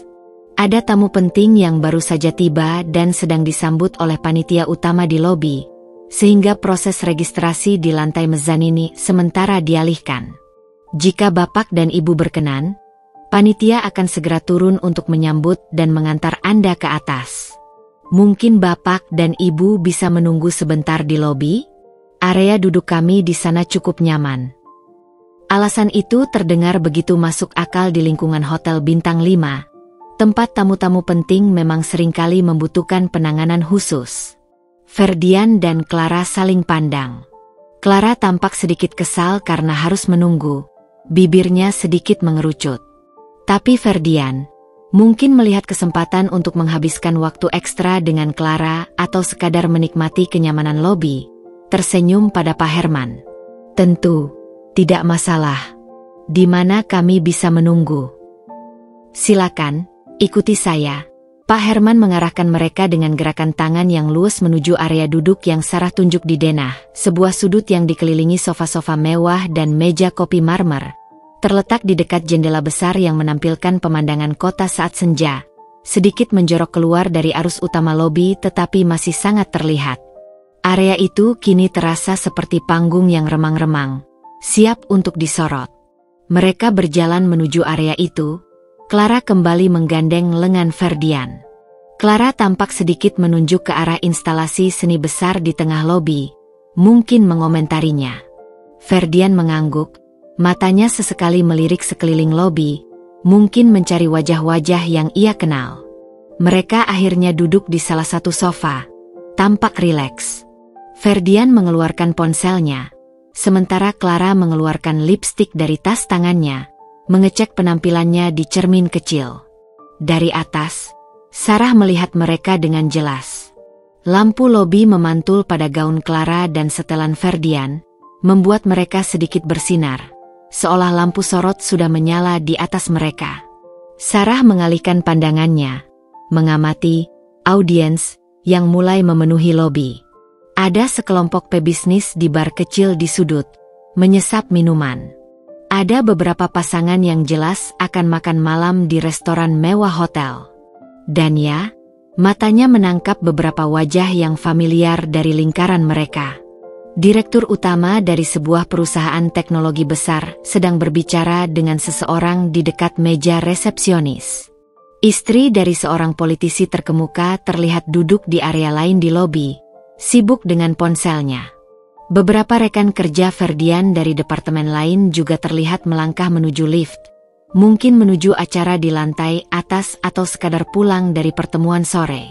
Sarah bahkan melihat sekelompok wanita sosialita yang sering muncul di majalah gosip, terkikik di dekat area lounge. Audiensnya memang berkumpul. Saksi-saksinya sudah di tempat. Melihat Ferdian dan Clara duduk dengan nyaman, mengobrol santai di tempat yang merupakan miliknya, dengan orang-orang dari lingkaran mereka mulai memenuhi lobi, perut Sarah terasa terpelintir antara mual dan antisipasi.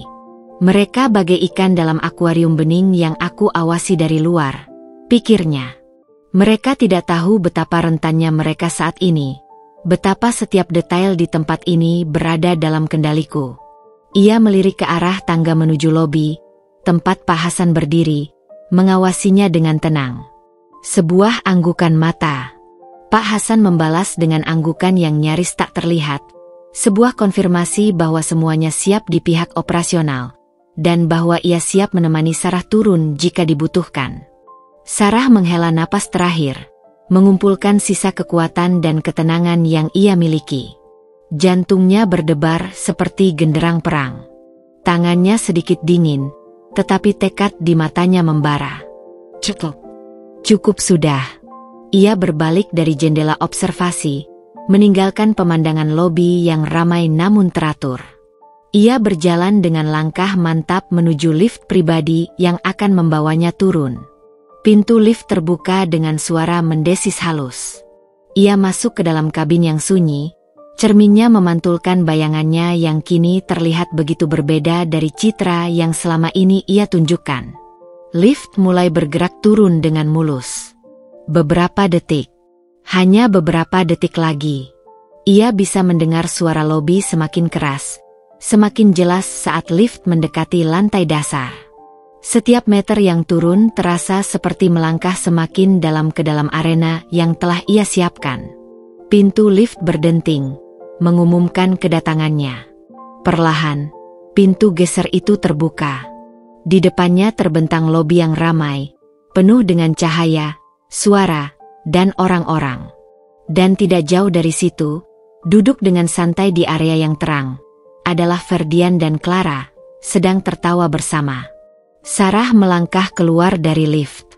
Kepala tegak, bahu lurus, ekspresinya tenang namun penuh kekuatan. Ia melangkah keluar menuju panggungnya. Momen pengungkapan sudah tiba. Pintu lift pribadi berdenting pelan, lalu bergeser terbuka. Sarah melangkah keluar, meninggalkan kesunyian kabin lift dan memasuki hiruk-pikuk lobi The Arcadia.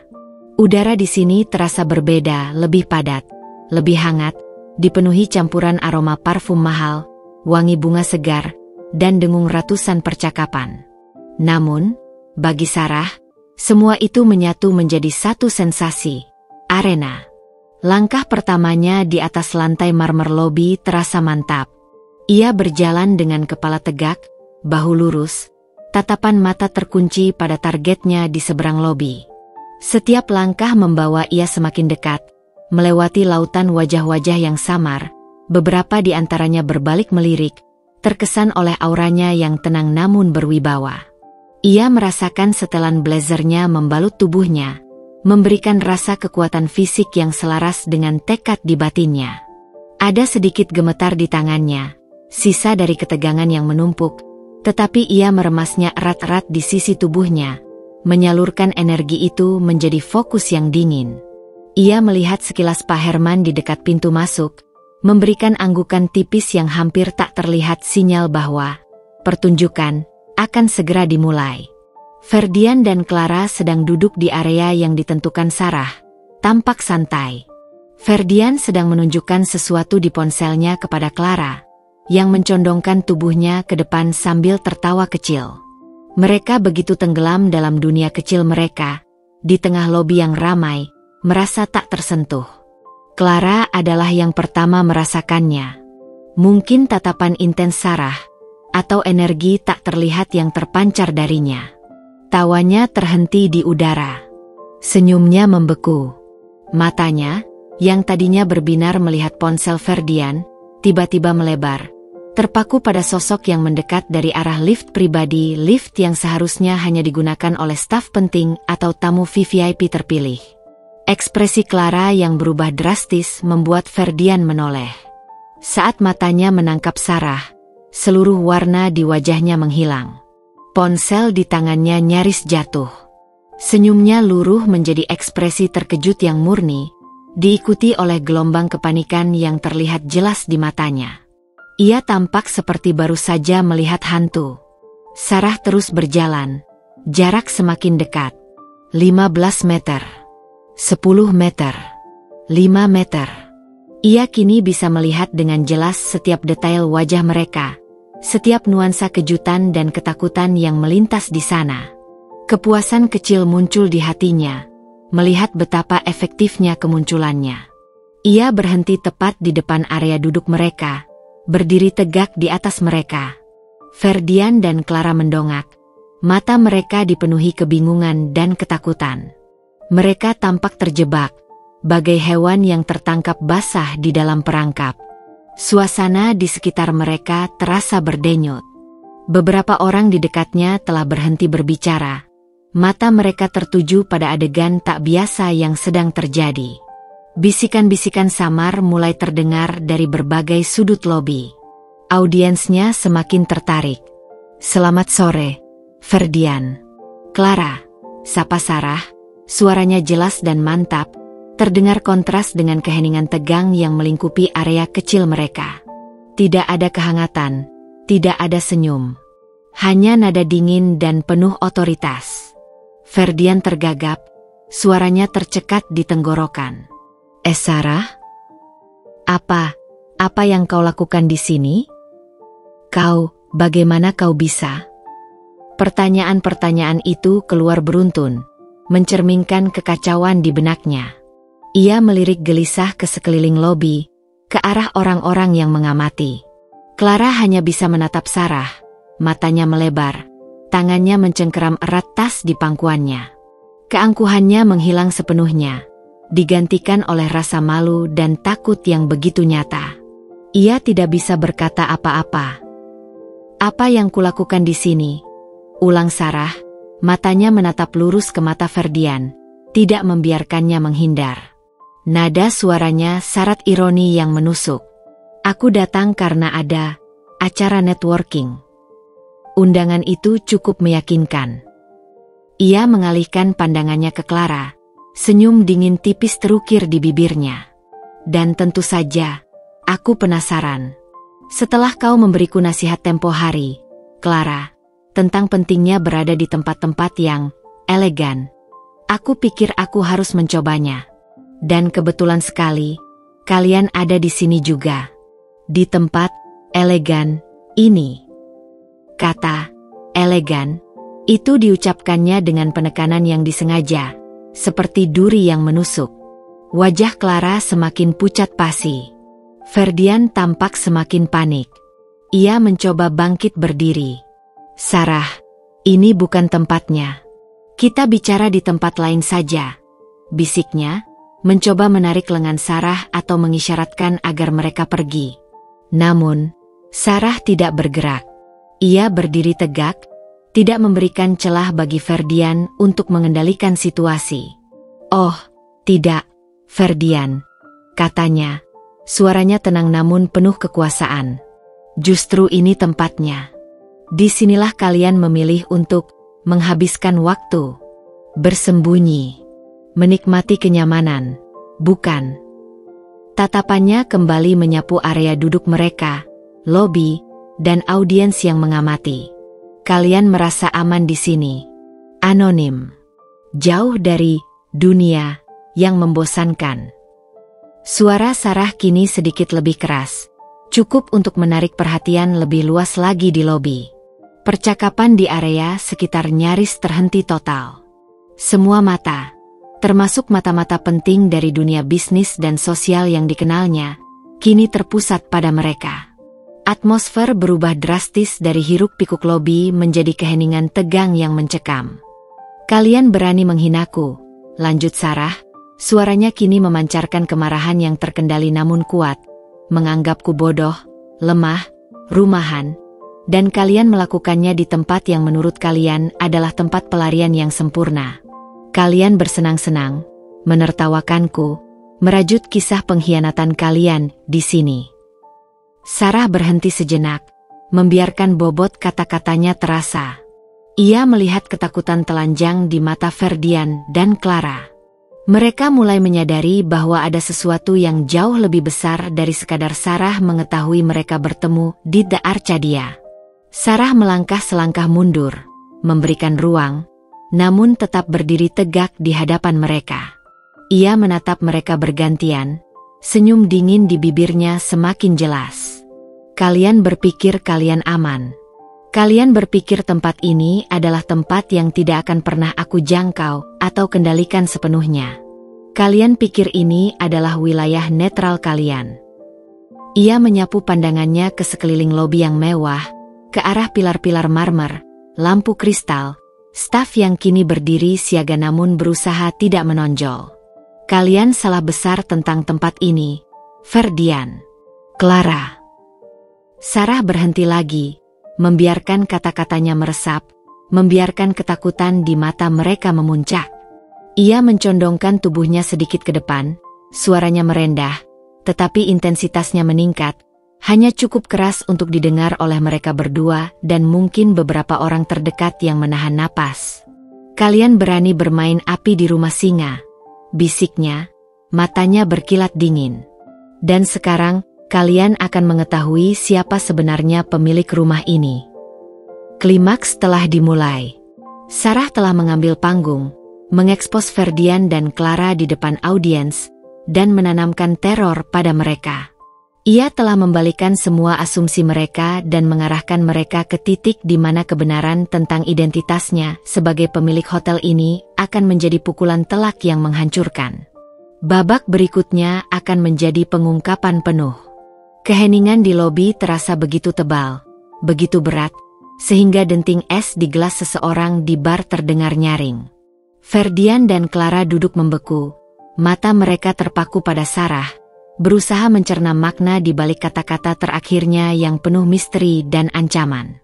Mereka merasakan ada sesuatu yang sangat salah, tetapi kebenaran penuh masih di luar jangkauan pemahaman mereka, disembunyikan di balik tembok asumsi mereka sendiri tentang siapa Sarah. Sarah membiarkan suspense itu merayap, menikmati setiap detik. Ia melihat tangan Ferdian gemetar saat memegang pinggiran meja kopi. Ia melihat napas Clara yang tersengal, dadanya naik turun dengan cepat di bawah gaun mewahnya. Mereka seperti boneka yang terperangkap, menunggu nasib mereka. Bisikan-bisikan di antara audiens semakin intens, rasa ingin tahu mereka membakar udara. Sarah menegakkan postur tubuhnya, menarik napas dalam. Ia merasakan kekuatan mengumpul di dalam dirinya, kekuatan yang berasal dari kebenaran, dari kendali, dari luka yang kini berubah menjadi baja. Ini bukan lagi hanya tentang menyingkap kebohongan.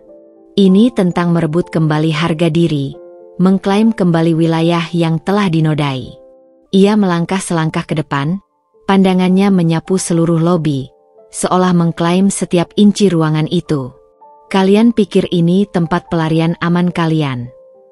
Suaranya tenang, namun memiliki resonansi yang menembus keramaian lobi, menarik perhatian setiap pasang telinga. Kalian pikir kalian bisa berselingkuh, bersembunyi, dan menertawaiku di tempat yang jauh dari jangkauanku? Sarah menggerakkan tangannya dengan gestur luas, meliputi seluruh lobi, pilar-pilar marmer, lampu kristal, setiap sudut mewah The Arcadia. Kalian berani menodai pernikahan kami, menginjak-injak harga diriku, dan merencanakan kebohongan kalian di tempat ini. Suaranya kini dipenuhi campuran kemarahan yang dingin dan keyakinan yang mutlak. Ia menatap Ferdian dan Clara lagi, mata mereka melebar, ketakutan terlihat jelas. Apa yang tidak kalian ketahui, kata Sarah, suaranya naik, penuh otoritas, menggelegar bagai pengumuman dari tahta tertinggi, adalah kalian tidak sedang bermain api di rumah singa orang lain. Kalian sedang bermain api di... Ia berhenti sejenak, membiarkan kata di menggantung, membangun ketegangan yang tak tertahankan. Mata semua orang terpaku padanya. Di rumahku sendiri. Kata-kata itu meledak di lobi, mengguncang suasana yang tadinya tegang menjadi kekacauan yang riuh rendah. Reaksi Ferdian adalah yang paling dramatis. Ia tersentak, bahunya melorot, kepalanya terantuk sandaran sofa di belakangnya. Sebuah suara tercekat keluar dari tenggorokannya, seperti orang tersedak. Matanya membelalak ngeri, menatap Sarah seolah ia adalah makhluk gaib yang tiba-tiba muncul dari lantai marmer. Sarah, tidak, itu tidak mungkin. Kau bercanda. Gumamnya, suaranya gemetar tak percaya. Tangannya terangkat, seolah ingin menepis kata-kata itu. Clara mengeluarkan pekikan kecil. Tangannya terangkat menutupi mulutnya. Wajahnya memucat pasi. Matanya melotot ketakutan dan malu yang luar biasa. Ia melirik panik ke sekeliling lobi yang kini dipenuhi gumaman keras, desahan kaget, dan seruan tak percaya. Seseorang di dekat bar menjatuhkan gelas. Seorang wanita sosialita yang Sarah kenal, yang tadi asyik dengan ponselnya, kini berdiri dengan mulut ternganga, tangannya menutup mulut. Beberapa orang mulai mengeluarkan ponsel mereka, meskipun mungkin hanya untuk mengambil foto atau merekam suara. Momen ini terlalu mengejutkan untuk dilewatkan. Sarah mengabaikan hiruk-pikuk di sekelilingnya. Pandangannya terpaku pada Ferdian dan Clara, yang kini tampak benar-benar hancur. Tidak bercanda, Ferdian, katanya. Suaranya tenang namun mematikan. Wibowo Group. Jaringan hotel ini. Aku pemiliknya. Ia mengalihkan pandangannya ke Clara. Senyum dingin penuh kemenangan terukir di bibirnya. Kau suka tempat elegan, Clara? Ini seberapa elegan yang bisa kau dapatkan? Berdiri di sini, di lobi yang ramai ini, dipermalukan di hadapan semua orang, di hotelku sendiri. Apakah ini cukup elit untukmu? Clara menggelengkan kepalanya pelan. Air mata mulai berkumpul di sudut matanya. Ia mencoba berbicara, suaranya serak. Ini salah paham. Sarah, kumohon. Salah paham. Sarah memotongnya dengan tajam. Salah pahamkah saat kau menertawaiku di telepon? Salah pahamkah saat kau menikmati kenyamanan di lounge eksekutifku? Atau di kamar-kamar yang kalian pesan? Berulang kali. Sarah menggunakan informasi dari data yang dikumpulkannya, menyebutkan detail kecil yang hanya bisa diketahui oleh seseorang dengan akses internal, atau yang mengawasi mereka dengan cermat. Di lounge eksekutif di lantai, nomor lantai, pada tanggal, beberapa tanggal spesifik dari laporan Pak Budi. Apakah itu salah paham, Ferdian? Clara. Wajah Ferdian semakin kusut. Ia tampak seperti ingin lari, tetapi kakinya terpaku. Sarah, kumohon, ini bisa dibicarakan baik-baik, jangan di sini, jangan begini. Bisiknya, mencoba meraih tangan Sarah. Sarah menarik tangannya dengan dingin. Tidak ada lagi yang perlu dibicarakan secara pribadi, Ferdian. Semuanya sudah jelas, terutama di sini. Ia memandang lurus ke mata suaminya, tatapannya penuh penghakiman. Kau mengkhianatiku, Ferdian, di rumahku sendiri, dengan wanita yang berani menghinaku. Ia mengalihkan pandangannya ke Clara, yang kini terisak pelan, menyembunyikan wajahnya di balik tangannya. Dan kau, Clara, kau pikir kau bisa mengambil segalanya? Kau hanya menunjukkan betapa murahan hargamu. Sarah mengalihkan perhatiannya. Dengan gerakan tangan yang tegas, ia memberi isyarat kepada Pak Herman dan Pak Hasan yang berdiri siaga di dekatnya, serta beberapa staf keamanan yang kini telah mendekat atas isyarat mereka. Pak Herman, Pak Hasan, dan petugas keamanan, kata Sarah, suaranya tenang namun penuh otoritas mutlak. Pastikan kedua tamu ini segera meninggalkan properti saya. Mereka tidak lagi disambut di sini. Escort mereka keluar dengan sopan namun tegas. Dan pastikan mereka tidak diizinkan masuk lagi ke properti Wibowo Group manapun tanpa izin langsung dari saya. Pastikan juga rekaman CCTV dari momen ini hingga mereka keluar diamankan secara pribadi oleh Pak Budi. Siap, Bu Sarah, jawab Pak Hasan, suaranya tegas. Pak Herman dan dua petugas keamanan melangkah maju. Postur mereka profesional namun tidak mengizinkan adanya perlawanan. Mari, Bapak, Ibu, kata Pak Herman. Nadanya sopan tapi ada nada finalitas yang tak terbantahkan. Ia dengan lembut namun tegas meminta Ferdian dan Clara untuk berdiri. Ferdian tampak ragu sesaat, matanya melirik Sarah dengan campuran kemarahan dan keputusasaan. Clara sudah berdiri, bahunya melorot, ia tampak hancur lebur. Mereka tidak berani menolak perintah yang datang dari staf hotel. Apalagi setelah mengetahui siapa yang memberi perintah itu, dan di hadapan begitu banyak saksi mata. Dengan bahu melorot, kepala tertunduk, Ferdian dan Clara membiarkan Pak Herman dan petugas keamanan mengarahkan mereka melalui lobi yang ramai. Jalan seolah terbuka di hadapan mereka, orang-orang menyingkir. Mata mereka mengikuti setiap langkah mereka dengan rasa ingin tahu yang membara dan rasa penghakiman yang jelas. Mereka berjalan cepat menuju pintu keluar, ingin segera menghilang dari pemandangan. Walk of Shame yang sempurna. Di panggung yang ironisnya adalah sarang mereka. Sarah tidak mengalihkan pandangannya sampai mereka melewati pintu putar dan menghilang dari pandangan. Ia berdiri tegak di tengah lobi yang kembali perlahan kedengungannya, meskipun kini diisi dengan gumaman dan bisikan tentang apa yang baru saja terjadi. Adrenalin di dalam dirinya mulai mereda, meninggalkan rasa lelah yang luar biasa. Namun, di samping kelelahan itu, ada rasa puas yang dingin dan dalam. Ia telah melakukannya. Ia telah menghadapi mereka, mengungkapkan kebenaran, dan menjatuhkan mereka di hadapan semua orang, di tempat yang mereka anggap sebagai benteng rahasia mereka. Ia telah merebut kembali harga dirinya. Sarah menghela napas panjang, perlahan. Ia melirik Pak Budi yang kini telah mendekat. Ekspresinya serius namun penuh hormat. Sarah memberikan senyum kecil yang tipis dan lelah, sebuah anggukan samar. Sudah selesai, anggukan itu berkata. Ia memutar tubuhnya, menghadap lobi, menghadap kerajaannya. Cahaya lampu kristal terasa hangat di wajahnya. Suara lobi kembali normal, meskipun nadanya kini berbeda. Ia telah mengubah suasana tempat ini selamanya bagi orang-orang yang menyaksikannya.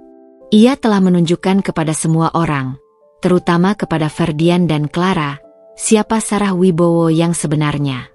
Bukan istri yang pasif, bukan wanita rumahan yang mudah diremehkan, tetapi pemilik sejati dari tempat elegan ini, seseorang yang memegang kendali. Lobi The Arcadia berdengung setelah kepergian Ferdian dan Clara yang dipermalukan. Suara-suara yang tadinya tercekat oleh keterkejutan kini meletup menjadi gelombang percakapan berbisik, gumaman, dan seruan-seruan kecil. Mata-mata masih tertuju pada Sarah, sosok tegak yang masih berdiri di area yang beberapa saat lalu menjadi panggung pengungkapan dramatis. Atmosfernya berubah drastis dari keramaian mewah yang santai menjadi pusaran gosip yang berapi-api. Sarah merasakan tatapan mata itu, mendengar dengung suara di sekelilingnya.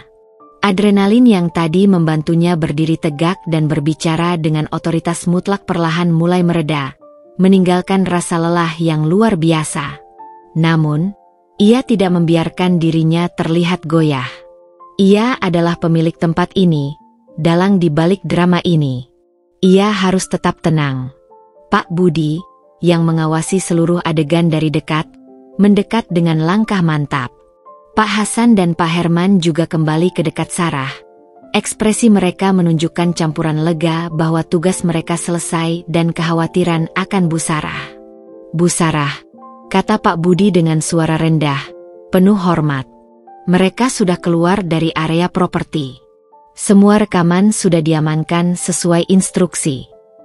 Sarah mengangguk tipis, memberikan senyum kecil yang tulus kepada tim terpercayanya. Terima kasih, Pak Budi, Pak Hasan, Pak Herman. Kerja kalian sangat baik. Saya sangat menghargainya. Penghargaan tulus dari Sarah terasa sangat berarti bagi para staf loyal itu. Beberapa orang dari audiens mulai memberanikan diri mendekat. Ada yang jelas-jelas penasaran dan ingin mendengar detail. Ada pula yang tulus menunjukkan dukungan. Teman-teman dari lingkaran sosial yang selama ini mungkin hanya mengenal Sarah sebagai istri Ferdian, tetapi kini melihat sisi dirinya yang tak terduga. Sarah, Apa yang sebenarnya terjadi? Tanya seorang wanita sosialita dengan nada sedikit terkejut, matanya masih lebar. Seorang relasi bisnis Ferdian yang cukup senior menepuk bahu Sarah dengan hati-hati. Saya tidak tahu kau terlibat dengan Wibowo Group sebesar ini, Sarah. Luar biasa. Sarah menghadapi mereka dengan tenang. Ia tidak akan memberikan drama tambahan atau detail pribadi yang tidak perlu. Tidak ada yang perlu dirinci, jawab Sarah dengan suara yang cukup jelas. Hanya ada situasi pribadi yang harus diselesaikan.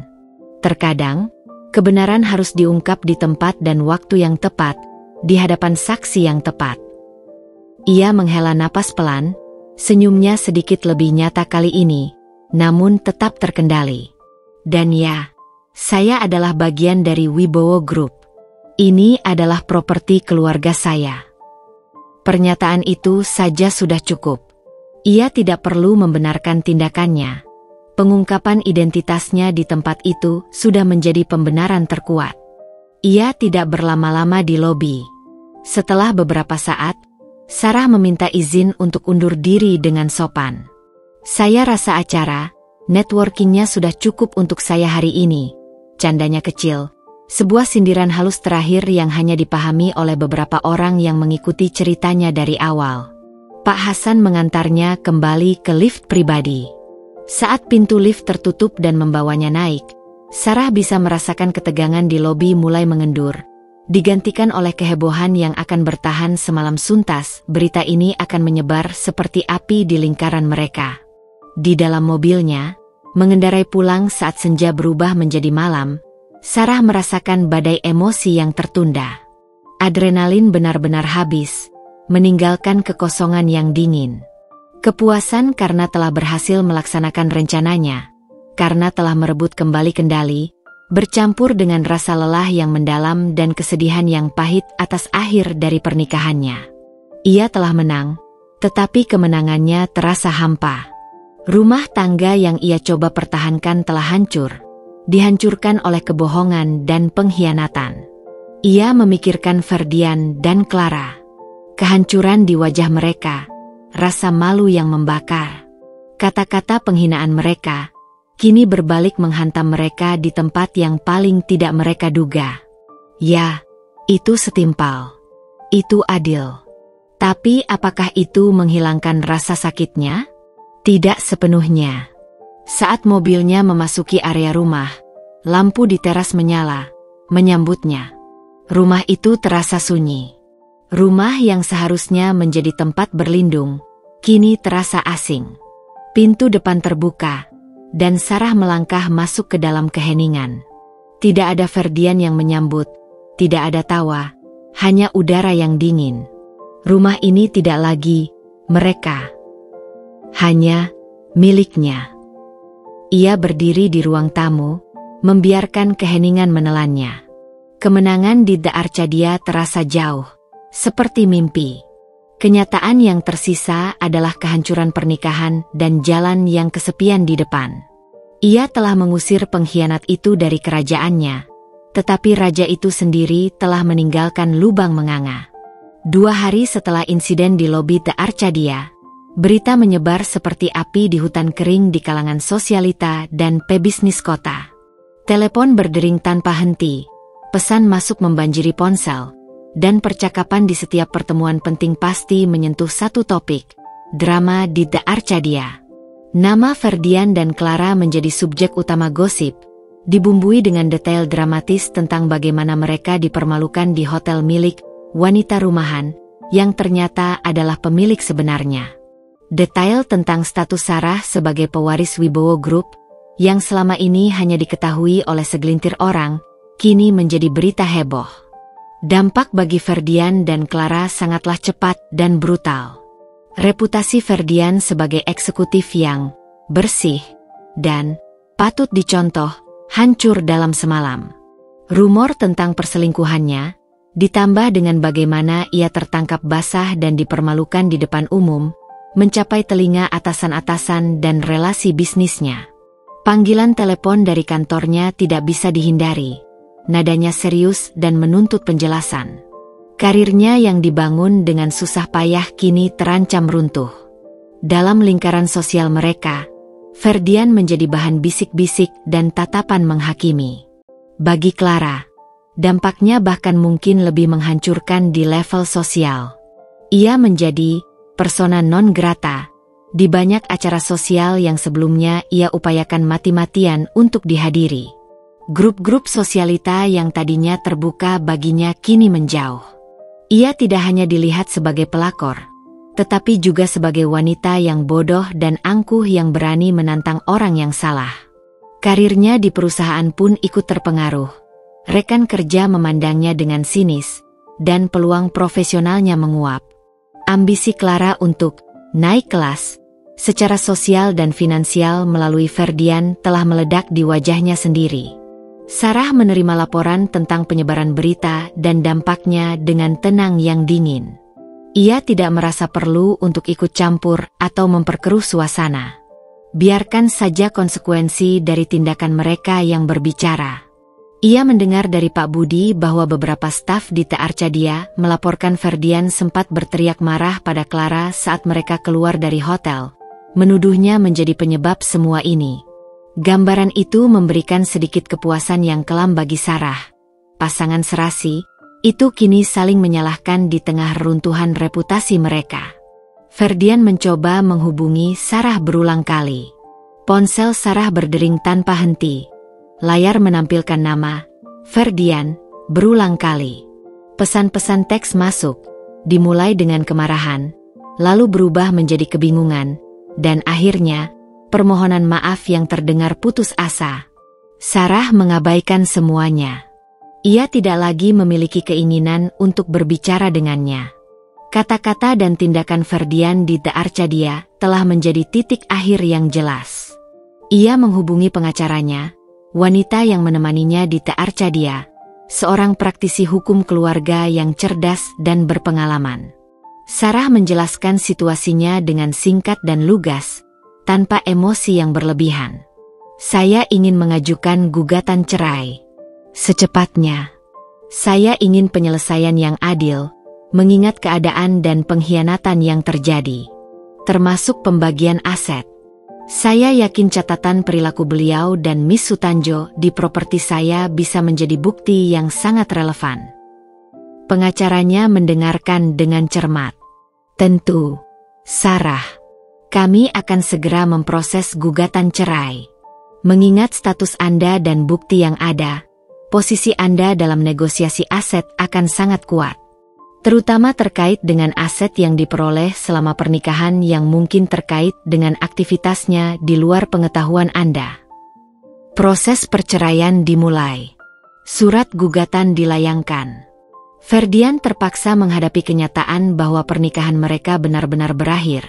Dan Sarah sama sekali tidak memberinya kesempatan kedua atau negosiasi damai.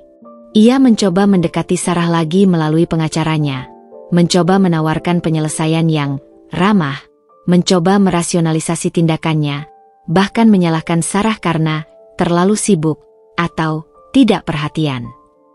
Namun, Sarah tetap teguh. Ia menolak bertemu Ferdian tanpa kehadiran pengacara.